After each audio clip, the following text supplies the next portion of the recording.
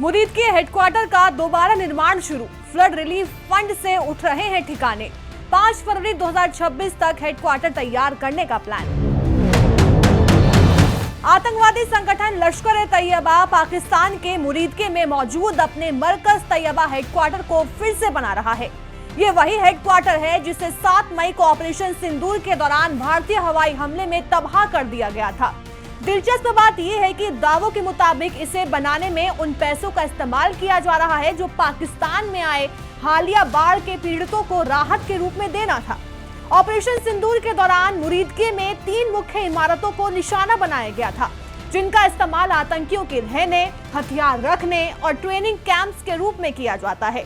इन इमारतों के सिर्फ मलबे ही बचे थे, जिससे ये जगह आतंकवादी संगठन के काम की जरूरतों के लिए इस्तेमाल नहीं हो पा रही थी। सूत्रों ने बताया कि ऐसे में 18 अगस्त को मरकज तैयबा कैंप को व्यवस्थित रूप में ध्वस्त करने की शुरुआत हुई। लश्कर-ए-तैयबा ने अवशेषों को साफ करने के लिए 5 जेसीबी मशीनें तैनात की। 20 अगस्त तक उल कुरा ट्रेनिंग कैंप को आंशिक रूप से ध्वस्त कर दिया गया। फिर 4 सितंबर को इसे पूरी तरह से ध्वस्त कर दिया गया।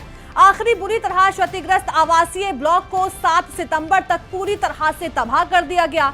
वर्तमान में पूरा कैंप मलबे में तब्दील हो चुका है और मलबा हटाने का काम जारी है, जिसके बाद पुनर्निर्माण का काम भी शुरू होगा। बताया जाता है कि मई में पाकिस्तान सरकार ने सार्वजनिक रूप से घोषणा की थी कि वो LET और जैश-ए-मोहम्मद के ठिकानों के पुनर्निर्माण के लिए पैसे मुहैया कराएगा। LET को मरकज तैयबा के पुनर्निर्माण के लिए 14 अगस्त को पाकिस्तानी सरकार से 4 करोड़ पाकिस्तानी रुपए यानी 1.25 करोड़ रुपए का शुरुआती पैकेज मिला। हालांकि कैंप को हमले से पहले के स्तर पर बहाल करने के लिए 15 करोड़ पाकिस्तानी रुपए से ज्यादा की जरूरत होगी। भारतीय एजेंसियों के मुताबिक बाढ़ पीड़ितों के लिए राहत की आड़ में पैसा इकट्ठा किया जा रहा है। ये वही तरीका है जो 2005 के पाकिस्तान के कब्जे वाले कश्मीर भूकंप के दौरान अपनाया गया था। तब जमात-उद-दावा मोर्चे के तहत लश्कर-ए-तैयबा ने भारी मात्रा में पैसा इकट्ठा किया था, जिसमें से लगभग 80% को आतंकवादी बुनियादी ढांचे के निर्माण के लिए इस्तेमाल किया गया था। मौजूदा चलन ये है कि लश्कर के गुर्गे बाढ़ राहत वाली जगहों पर पाकिस्तानी रेंजर्स और अन्य अधिकारियों के साथ तस्वीरें खिंचवा रहे हैं। एक अधिकारी ने द हिंदू को बताया, हमें जानकारी मिली है कि निर्माण कार्य पूरा करने की समय सीमा 5 फरवरी 2026 तय की गई है।